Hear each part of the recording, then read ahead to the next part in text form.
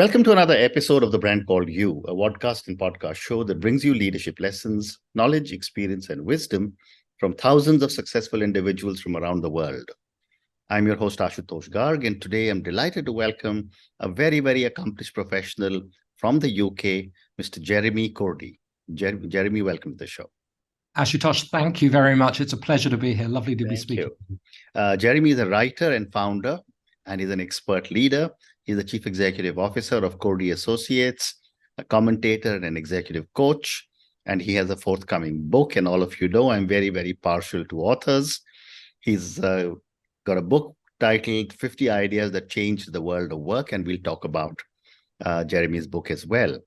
So Jeremy, before we start talking about all the work that you're doing, tell me a little bit about your own journey.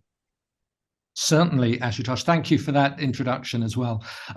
Yes, my father was Palestinian. My mother was English. And that's given me something, I think, of an international orientation. I've reflected on that in recent years. My brother married a Chinese lady, so I have Anglo-Chinese nieces, and I have, as well as Arab cousins. And then last year, my daughter became an American citizen. So certainly my upbringing, I think, gave me an international orientation.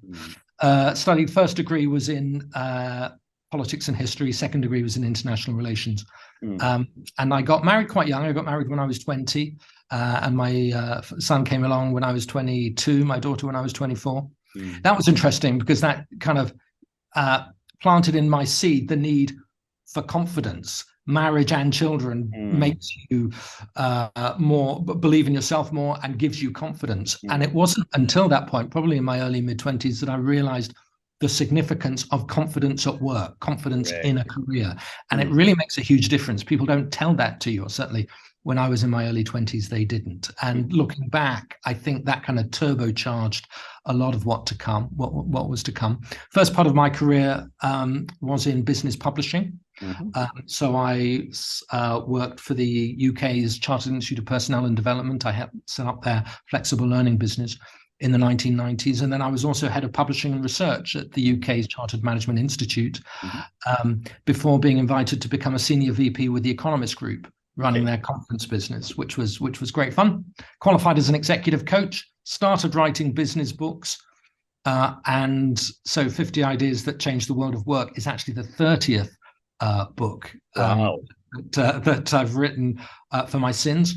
And I've been privileged really to work with business schools and organizations worldwide. We were talking a moment ago about some of the great organizations and executives, in fact, that I've worked with in Bangalore and Gurgaon and Mumbai and interesting places like that in India, but other places as well.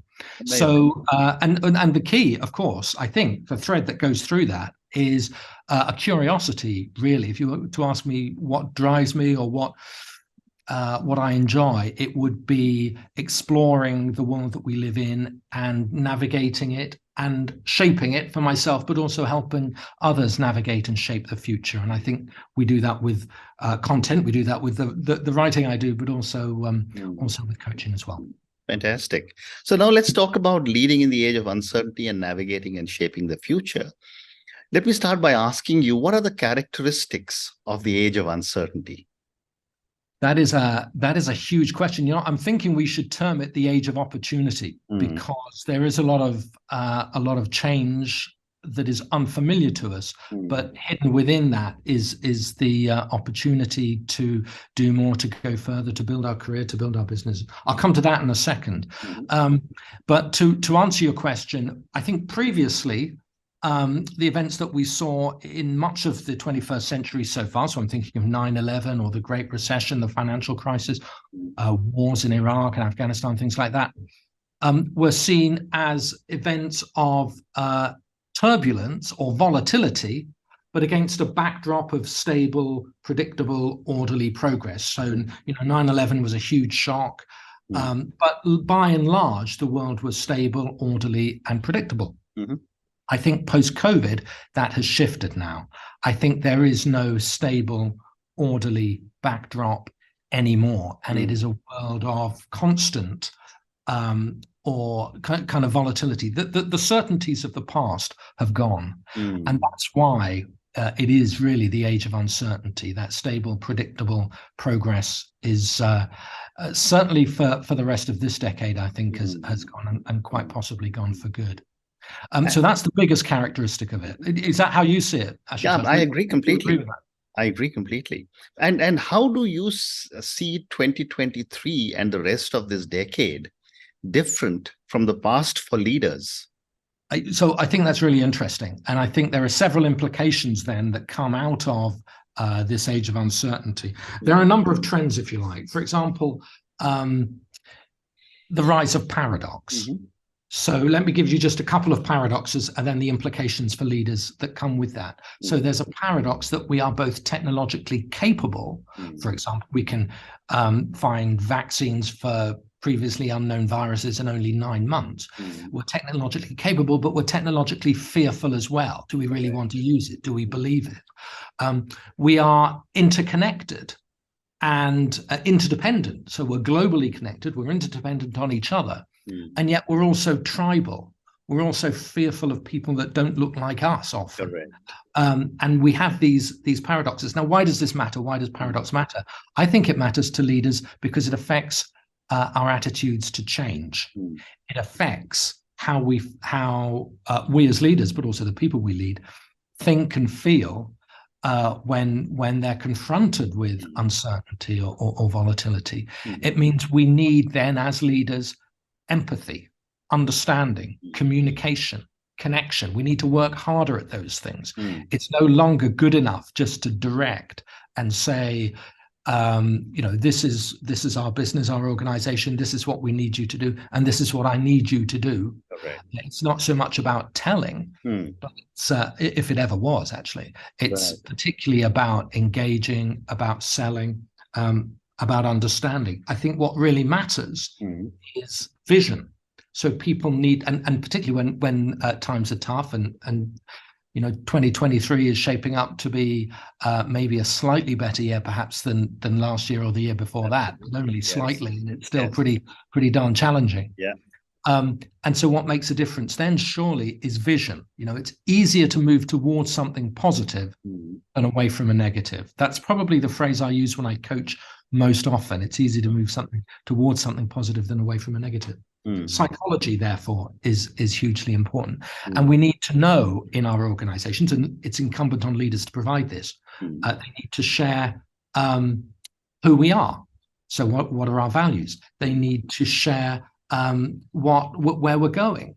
So what our vision and what our strategy is, how we're going to get there, our strategy. They need to know why that matters, what our purpose is. And all of these things are often lost in our rush for speed. So I think another implication, so leaders need to connect, leaders need that empathy, that understanding. Leaders need to manage paradox, and they need to help people with change. But I also think that they really, really need to get better at communicating, get better at bringing people along with them, and recognizing that the work they do as leaders, we do as leaders, really has a broader context to it. Organizations have to be accepted now in the places and by the communities where they operate. You can't just think that the business is all about you and your organization, your profit, and your product, and really not care about customers. And I'm really interested, and it made me think, knowing I was coming on a podcast called The Brand Called You, because branding is surely much more than it's ever been before. It's about everything that happens within the organization. So if that works well, if that's inclusive, positive, constructive, then it's a thread that connects with the outside world, and customers see it and they understand it and they value it. But if there's bad behavior happening in your organization, if there's dysfunction, if people talk to each other in a way that is disappointing, unfortunate, illegal in some respects, then customers get to smell that too, and that becomes your brand. So don't imagine the brand is a paint job on the outside of your business. It really isn't. It's much more what happens inside the organization. So I think as leaders, we need to be aware of that, and we need to do the right things. Can I just mention one last thing? Sure. Which is to remember the essentials. Mm. Trust, courage, openness, decency. These things, Shakespeare wrote about these things 500 years ago. I can go and see a superhero movie today, which will show me a hero being courageous, open, caring, all of these values as well.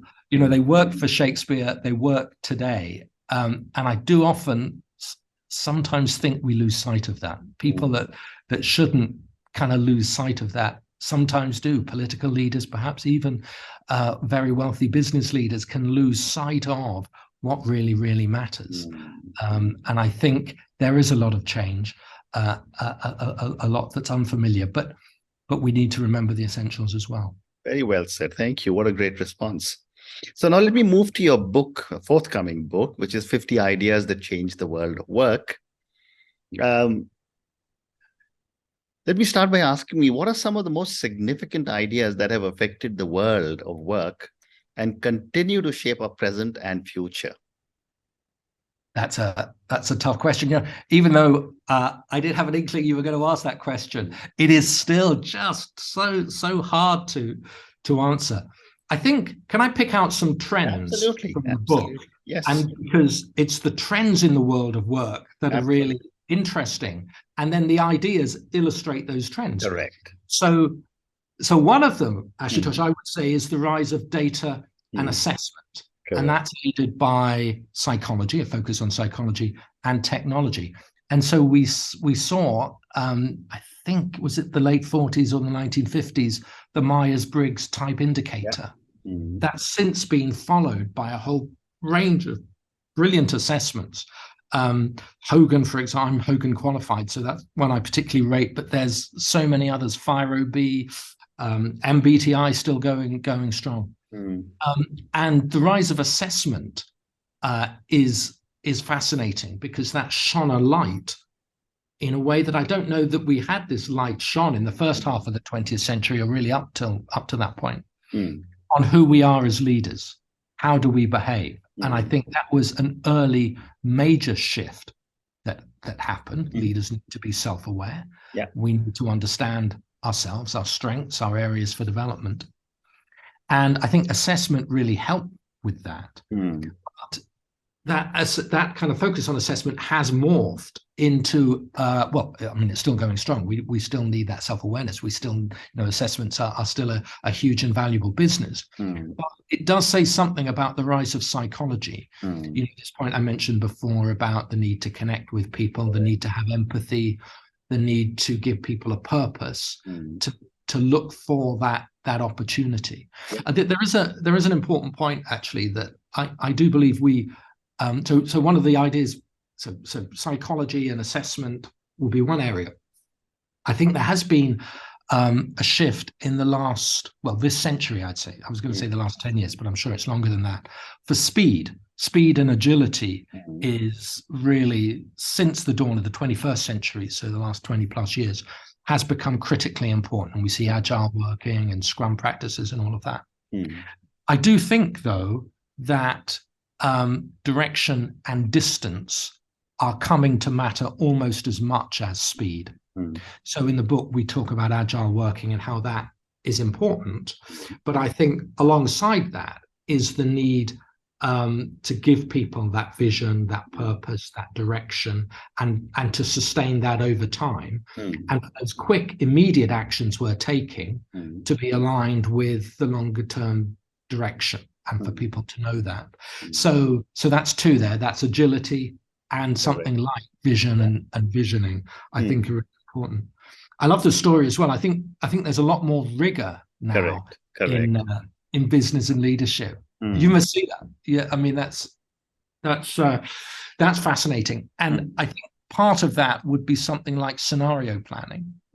So that's a technique that kind of rose with strategic planning in the late 60s and through the 70s.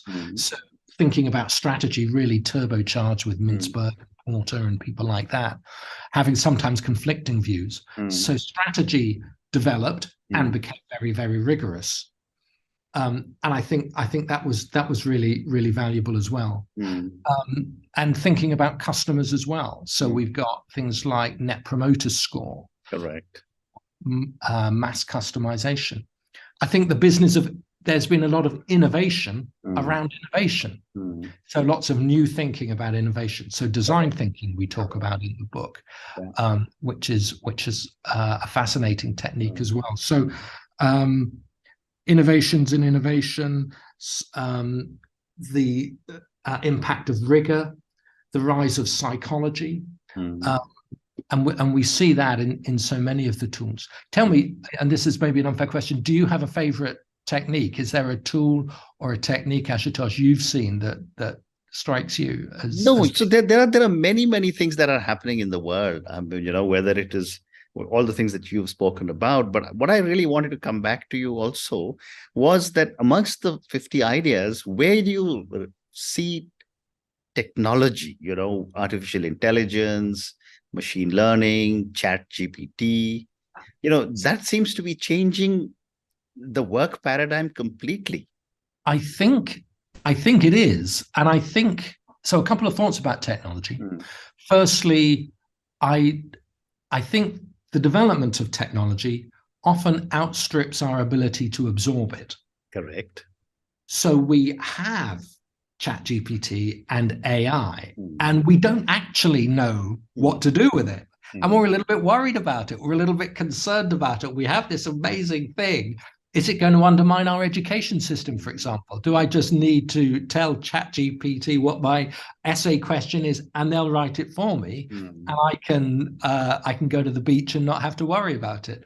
So there are all these kind of fears, some trivial, some pretty serious, that come with technology.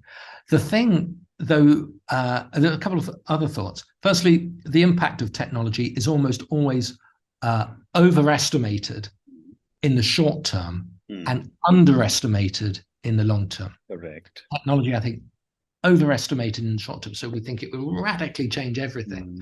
But its real impact is underestimated.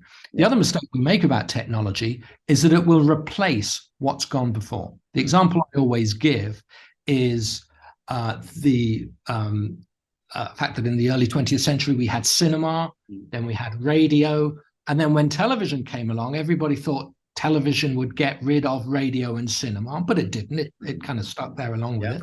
And then when streaming came along, everybody said, well, that's the end of television. We're going to have streaming now, and we're not going to go to movies even or watch a television. Truth is, all of these things, streaming, television, radio, cinema, they are all side by side, fulfilling a slightly different need, and there's space for all of them. The mistake we make is to assume that the latest technology is going to replace the one that went before.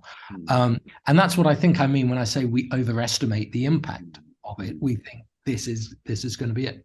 But I think we shouldn't lose, and I'm worried I'm going to sound like an old guy here when I say this, but technology is a tool.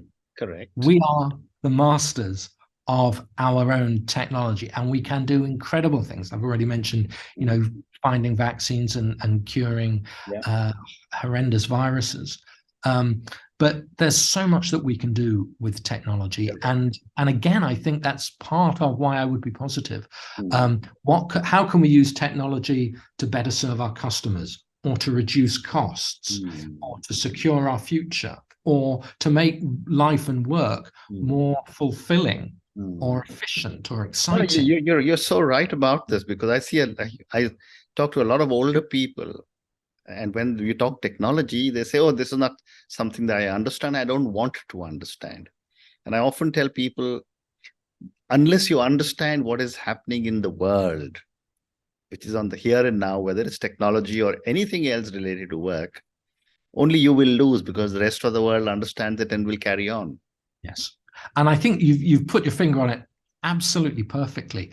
And by the way, I have the source of eternal youth. The source of eternal youth, Ashutosh, is curiosity. Correct. is openness and wanting to learn and understand. That's what young people do. Yeah. That's what we do as kids. Mm. If you can keep that, and to your point, if you can particularly keep it with something like technology, then it will enrich your life and it will keep you fresh, young, interested, connected. Who wouldn't want that? That sounds the key to me. So. Absolutely. So, Jeremy, we have time for two more questions. My next question is, how can one future-proof one's career? That's a lovely question, isn't it? I think there are a few things there. And again, I'm going to come back to the name of this podcast, The Brand Called You. I think if you have an understanding that you need to be known for something, so you are a brand and have your story clear in your mind, have your successes, have your aspirations clear in mind, not specifically. For example, I didn't know that I wanted to work for The Economist. I knew that I wanted to work internationally for a premium brand if I could. And I didn't know much more than that. But over time, my decisions took me, I woke up one day and I was working with The Economist. So be clear about what you value and who you are and what you've achieved, I think. So number one, understand yourself and what you're looking for. That would be the first thing. I think also take care of your network. I think that's really, really critically important. You've got to connect with people. You've got to understand and be open and curious about other people around you. And I think that's really important. I think what else would future-proof your career? I think I'm a great fan of strengths-based development. So understanding what you do well and looking to make it world-class. Correct. And people often think, I'm not good at this and I'm not good at that. And so either I need to work on it or that will sabotage me. Well, do you know what? If I played up front for Real Madrid, it would not be pretty. It would be a complete failure. There are things we could all do appallingly badly. Let's focus on the things we do well instead. So I definitely say that. I think that would be, and final point, confidence, future-proof your career. Look inside yourself and look over your shoulder as well. So look inside yourself to who you are and over your shoulder to see what you've achieved, because that way often comes confidence. And future-proofing your career is about having that confidence, having that, okay, this is different, this attitude that says it is different, or it might be unfamiliar, or for sure it's going to be a change because I'm taking on a new role, or there's a new project coming my way. But I'm going to be okay. And I'm going to be okay because of my values or what I've done in the past, or this thing that I'm really, really good at, that I'm better than the average at this thing. Then having that knowledge helps. So does that make sense? Absolutely. It makes a lot of sense. But particularly this point about confidence, I think that's crucial too. No, it makes a lot of sense. Unfortunately, we've run out of time now, Jeremy. I would have liked to carry on talking to you, but I just want to say thank you so much for speaking to me about your own journey. Thank you for talking to me about so many different aspects of uncertainty, the future. Thank you for talking to me about your forthcoming book, 50 Ideas That Changed the World of Work. I didn't realize you had written 30 books, but maybe at some other stage, I will ask you to, talk about the 30 other books. It's development. Writing books. Sorry to interrupt, Ashutosh. Writing books is developmental, and that's why I do it. No, I completely agree. And finally, thank you for the 4 points, wonderful points you gave me for our viewers and listeners to future-proof our careers. Thank you for speaking to me, and good luck. Thank you very much, Ashutosh. Thank you for listening to The Brand Called You videocast and podcast, a platform that brings you knowledge, experience, and wisdom of hundreds of successful individuals from around the world. Do visit our website, www.tbcy.in, to watch and listen to the stories of many more individuals. You can also follow us on YouTube, Facebook, Instagram, and Twitter. Just search for the brand called you.